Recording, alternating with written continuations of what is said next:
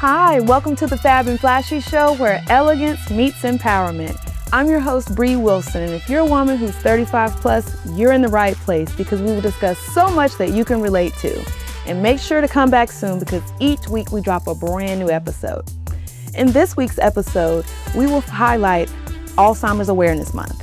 Joining me for the show today, we have the Alzheimer's Association of Central and Western Virginia. Ladies, welcome to the show.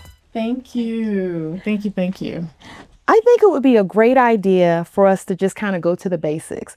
So for those who may not fully understand, could you just briefly describe what Alzheimer's exactly is? It is a disease in which you lose your memory. It's not ordinary, memory loss or forgetfulness or something like that. It's kind of like a constant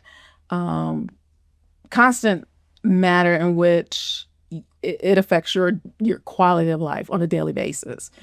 Because as we age, we occasionally forget stuff, but we'll regain memory back and say, "Oh, okay, that's what it was." But it is something that is going to be a disruption of your quality of life and doing things on a daily basis, to the point where you're unable to do anything.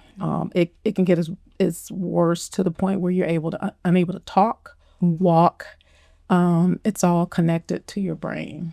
More profound. Is what I'm Correct, saying. because it's a development of the plaque. It's a plaque that actually grows in the brain that shrinks the brain in certain areas, and depending on what type, where in the brain is going to depend on what type of dementia that you acquire. I've heard that more women are affected by Alzheimer's disease. Is there a reason why? So women are more affected by this type of dementia. So just to add on what Ms. Letitia just shared, Alzheimer's disease is one type of dementia. There are many different types. But with this one, part of the reason it affects women so much is that, we go through so many changes in our bodies. We have hormonal changes. We manage stress. We're trying to take care of our families. We're trying to take care of our, ailing parents. And what the research has shown is that the things that contribute to Alzheimer's disease, like not sleeping well, not taking care of ourselves, losing touch with our social connections, these are all things that women, we just take for granted. And one of the worst things about the disease is that when we start seeing people forgetting, they've already had it for 20 plus years. Right? Oh, wow. So in middle age, especially for us women, in middle age, when we are struggling with work, managing menopause, we're not sleeping well, we're not eating well, we don't always exercise. That's one of the reasons, one of the many reasons, in addition to the fact that we live longer than men. That makes sense. So the women probably get it more often, and then the level of it is more profound with women, are you saying? Men tend to, their lives are shorter than women. So we see more women having it, but women also we're more at risk from it just because the way our bodies change, our hormonal changes, our habits, all these other things add on to, developing the disease. How can caregivers get support for this condition? Because a lot of people are thrown into it, especially in this time of our lives, thrown into being a caregiver, whether it's Alzheimer's or for something else. What resources are out there? So I will start by saying the first place to start is with your physician, because there's a lot of things that need to be navigated on your behalf with your own health. So I would start with the caregiver. Whoever she is has to start from a healthy place. So that means if you have diabetes, if you have high blood pressure, if your cholesterol is high, or you're starting to go through your perimenopausal stage where you're not sleeping well, you always have headaches, body aches, you're having hot flashes, as we say, a personal summer, you have to start from a healthy place, because not taking care of those increases your own risk of having some type of dementia. And I don't think people think about that. I think they just focus on their loved one and they kind of put their selves on the back burner. And I've read that a lot of times once someone is no longer a caregiver, then they fall into a position where they need to have a caregiver. And the thing is, caregivers end up being the ones that get sick or even die first before the person with the actual disease. So I can't emphasize enough that the caregiver has to take care of themselves, have to incorporate self-care. It is a challenge. Trust me, it is a challenge. Absolutely. Because we have a tendency as women to put ourselves on the back burner and we say, we're okay, we can handle it. But I mean, we think we can handle it, but our bodies are saying something totally different. Right. So I've witnessed and know people that have actually been caregivers and have been hospitalized. So it's not a joke. It's really serious. So you have to give those reins to people that do care about you because, I mean, some people do have friends that are willing to help. But the thing is, of course, we as women always want to do everything. Right. We say, oh, we got it. True. And in essence, what I tell people that that there are things that need to be done, even though you say you can do it. I always tell them before these people come to you, write a list of things that needs to be done and give that list to that person because there's somebody that's going to come to you and say, hey, what can I do? What can I do? Because when they put them on a spot like that, they kind of don't know right away, but you definitely know in the back of your mind, oh, I need somebody to do groceries, or I just need somebody to sit there for 30 minutes or 40 minutes just to give me a break. The caregiver really needs that support and help more so than the person that has the disorder, the disease. So it kind of is almost as equal as the person with the disease.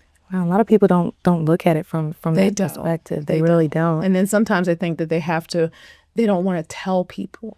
And that's the thing, is that pride. You have to let somebody know because they're not alone. That's the one thing. Okay they think they're the only ones that have this, they're dealing with this matter, and it's not. They're not. There's so many millions of people that are dealing with the same situation.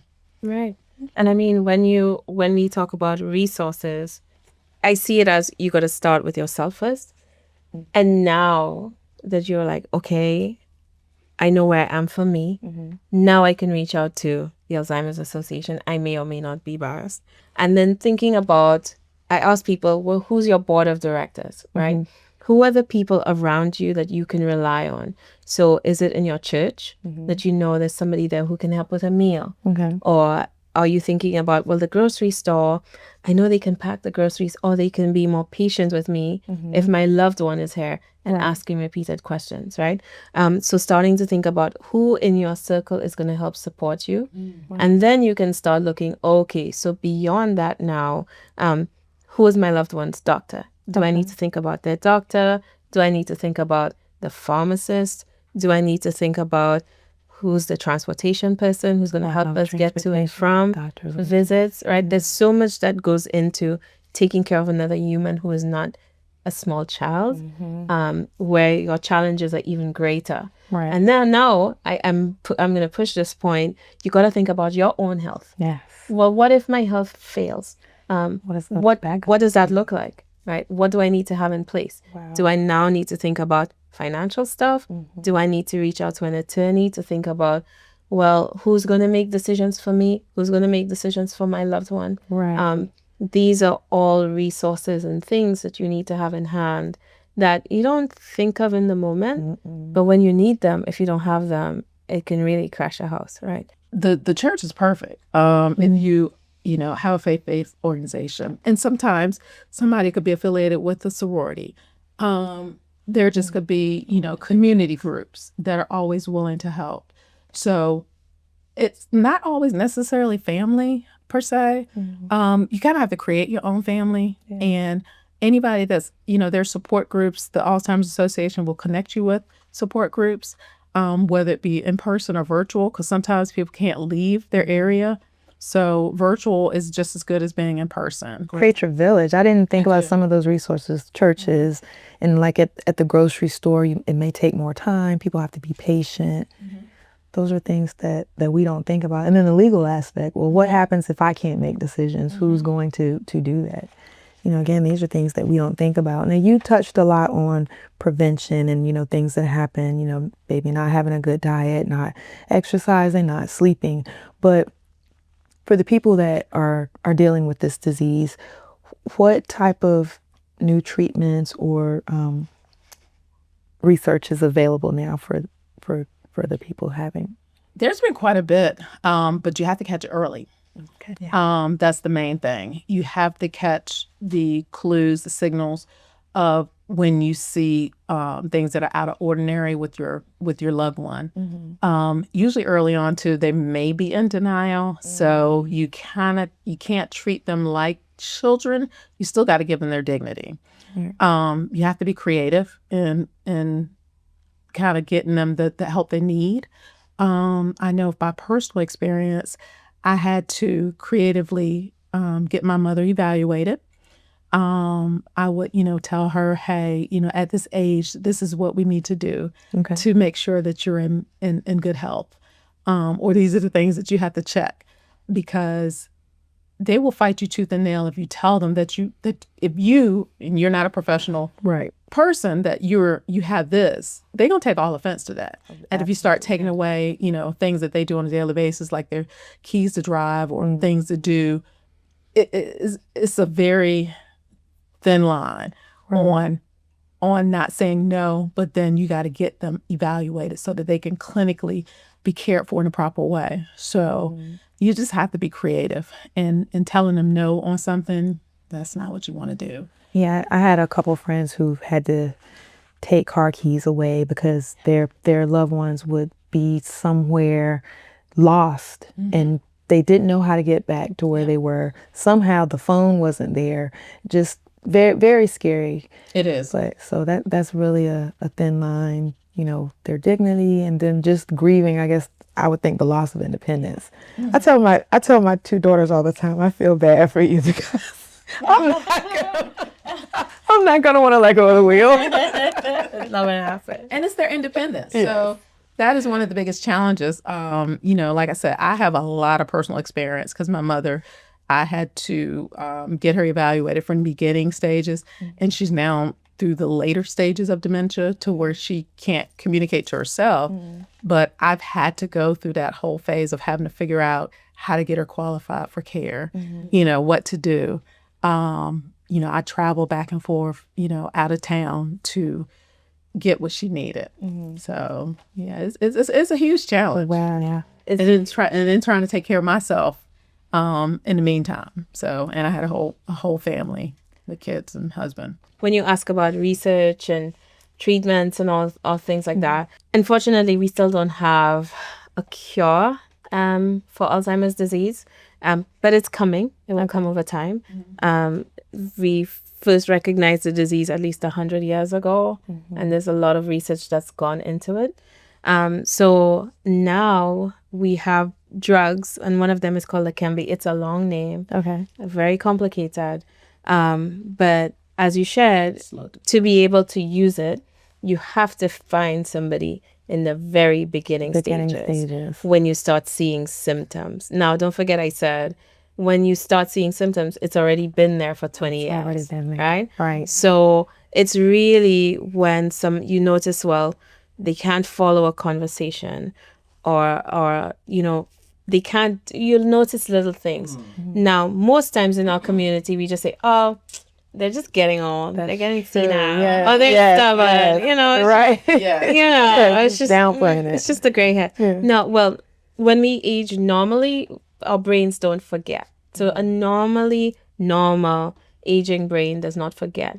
We might get a little bit slower, but not to the point where we don't remember what a key is for, or we don't remember or a route to go somewhere that you've been doing for a while. That's 15 years. Exactly. So there are, medicines out there that can slow the progression down. It doesn't cure it, but it slows it down. Now, you were saying that, once you see the symptoms, it's been there for 15 years or so. Is there anything that you can find in your lab work, or is there anything that would Yeah. kind of give you a indicator before then? Yeah, that's a good question. So there's different things now. So there's different lab tests that you can get that are now FDA approved. But it doesn't tell you that you actually have dementia.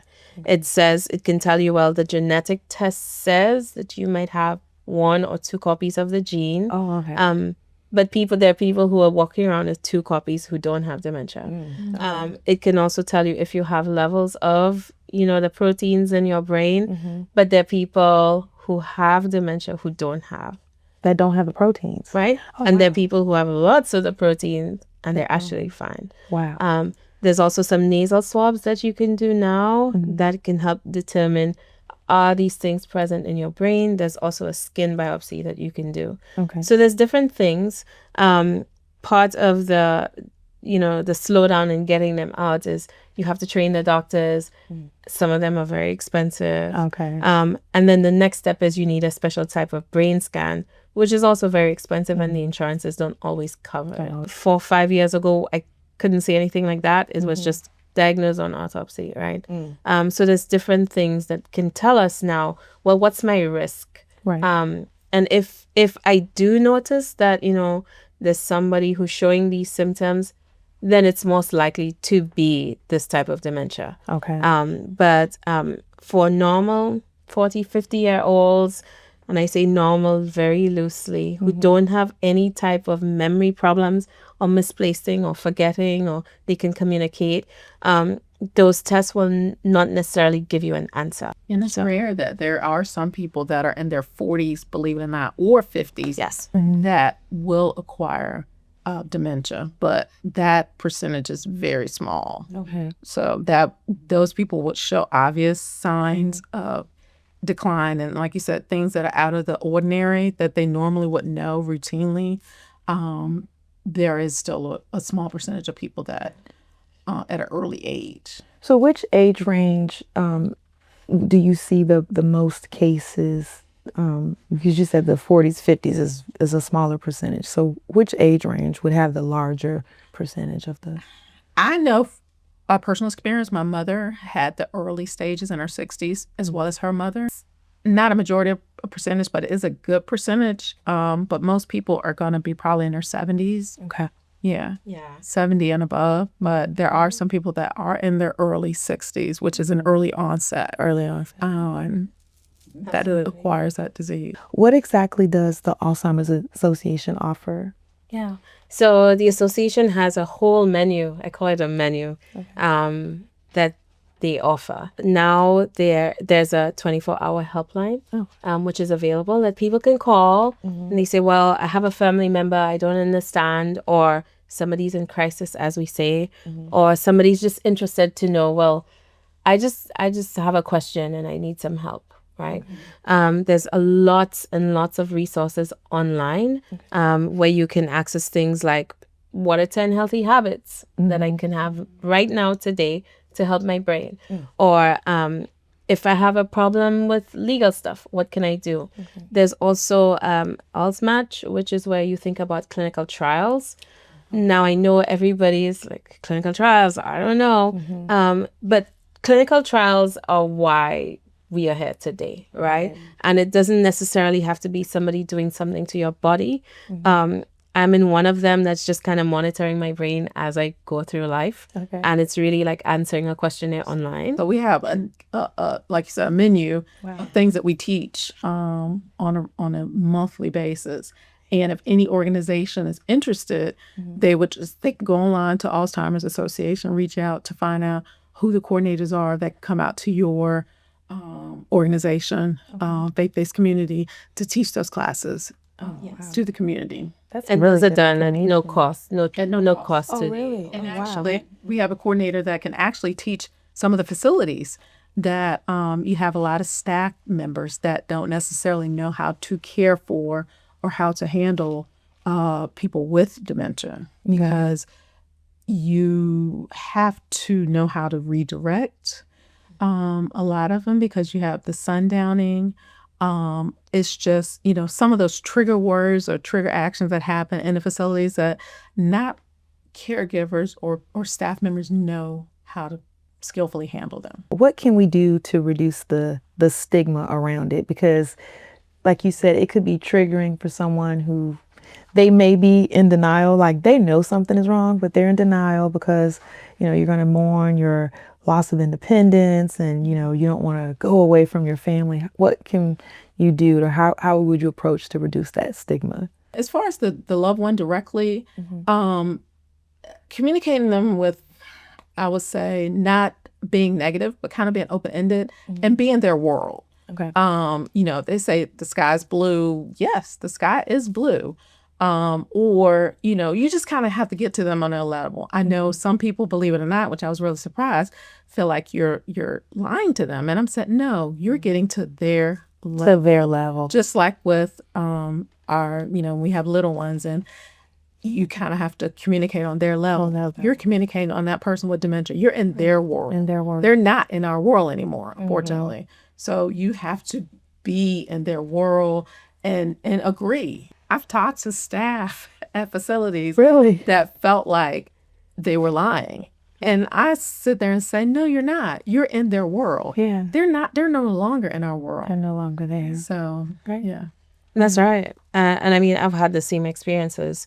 I'm also a community educator, but I'm also a geriatrician. So my medical training is, one of the few physicians that can take care of somebody with dementia. And one of the stigmas of, it's just aging. Right. So shows like this help to say, no, it's not. Yes. No. When we get older, we don't forget. Right. We might not pay attention, but we don't forget. It should not But, be. It really takes everybody who's ever been affected to stand up and really talk about it. Because the more we talk about things, the more people understand, and the less it's seen as, this so-and-so's parents is like asking the questions, or the family, and we don't have to hide people away. Because that's been the traditional thing. Hide them. Especially We hide them community. away. Oh, yeah. The Black community is, Absolutely. Yes. the Black community, I can understand that they're kind of hesitant in talking about it, because if you know our history, unfortunately, we've been treated as guinea pigs. There have been historical facts where, the Tuskegee Airmen. Right. There's a nonfiction book called Hold My Hand, where the ladies were sterilized at young ages if they didn't agree to sign paperwork to get benefits for the government. And there's just been so many historical events that have plagued us negatively on testing us on stuff. Right. They always say that we, as Black, the community, didn't need payment, they operations that were done. So the biggest hurdle for us is to educate our elders in the community. Hey, there are resources out there. Right. You don't have to say, oh, it's taboo, or we got to keep it in the family, because as of today, 2025, there's so many resources. And a lot of people are doing this alone. Exactly. And they don't have to. They don't have to. That's the biggest issue, is people saying that, oh, I don't want to talk about it. I don't want to tell anybody, but you got to. There's so many resources. You're going to run yourself ragged. Right. And I mean, and the cost of all of this, everything that she just said, is that even though there are medications out there that can slow the progression, when you look at the types of people who were in the trials, many of them were not Black people. Right? Okay. So, however, we're the ones who might have dementia, not too many Blacks. So the medicine, will it work? Will it not? It may not. So it's almost like we keep the cycle going when we keep everything in and we don't reach out as much. But we're also the women who will have the diabetes, who will have the hypertension. We're not using the hormonal therapy for menopause. So, we're doing, we're really hurting ourselves. In-home care support groups. We're trying to be the superwomen, and we have the kids and the job and the debt. Goes on and on and on. And we're also the ones who would go to the hospital and be not believed, and we don't get the medicine.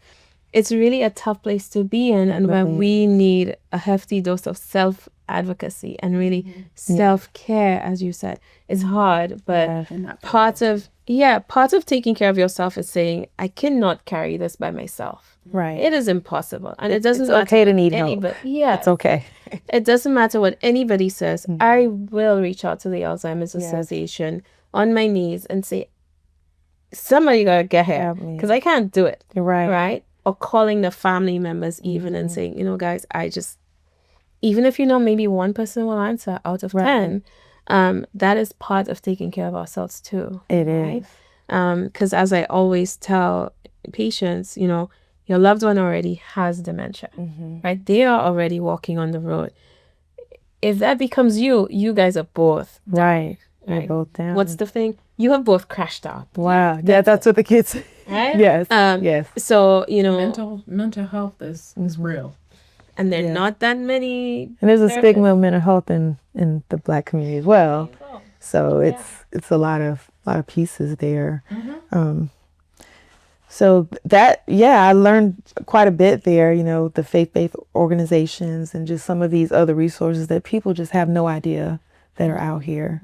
So I just want to raise awareness. So what can people do in terms of advocacy if they want to, assist with the Alzheimer's Association, or not just, from a recipient standpoint, but what can they do to help out? Volunteer. Okay. Yeah. Okay. Definitely volunteer. Reach out. We have fundraisers. We have the walks. We have the runs, bike rides. There's so many things to help support and fundraise and activities. And you don't necessarily have to commit hours and hours. I mean, I know there are people that are retired and they say they want to live their retirement life. You can do a few hours. Yeah. I mean, a few hours a week, a few hours a month. But volunteers are definitely needed. Yeah. And I mean, I also know volunteers who do, like, we go out to the community, they educate. And not only does it serve as a, like this lady's telling me, she's talking and I'm hearing her say exactly my situation. Wow. Right. So it helps others to change their lives. Yes. But for a lot of, women, it gives them a chance to really just get that release of just telling their story and knowing that it impacts somebody else. Right. So not only do you change somebody else's life, you also get some healing from it as well. Right. Absolutely. So it's a fantastic organization to at least get involved in. Yeah. Because it's changing everybody's lives. Anybody with a brain. And it's a win-win situation. Right. You're getting that, giving back to your community, and also sharing your personal experience, because I'm always sharing my personal experience of how I'm caring for my mother presently, and how I started and where I'm at now. And it's interesting to find out that a lot of the women that I talk to for the first time, they're like, "Oh, I didn't know that." Didn't know. And I'm constantly, I don't care where I'm at, I'm always meeting somebody that has been in the beginning phases or is in the phases that I'm in, and they said, "Thank you so much for telling me," and I'll definitely will reach out. And we may exchange numbers, or I'll contact them and say, "Hey, how's it going?" Check in on them to see how they're doing, and they really appreciate that. So if any of our viewers would like to connect with you all, how can they connect? Our website, I know for Richmond, we got the Greater Richmond chapter. Okay. We have 2 program managers that are more than happy to coordinate. Rachel Lawson, that will be more than happy to get them coordinated with the right people. Yeah, and I believe the website is alz.org. Or they can Google ENDALZ, ENDALZ. Thank you all so much for joining me today. And to everyone else, stay fab, stay flashy, be blessed, and be empowered. Until next time.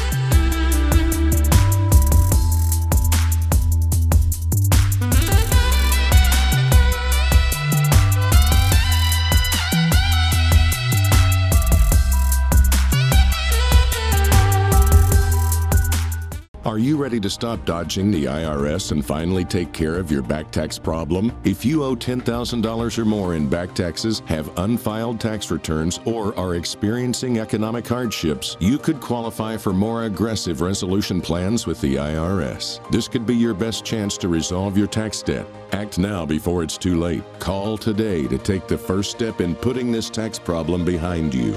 Call 1-800-578-4356. Call now.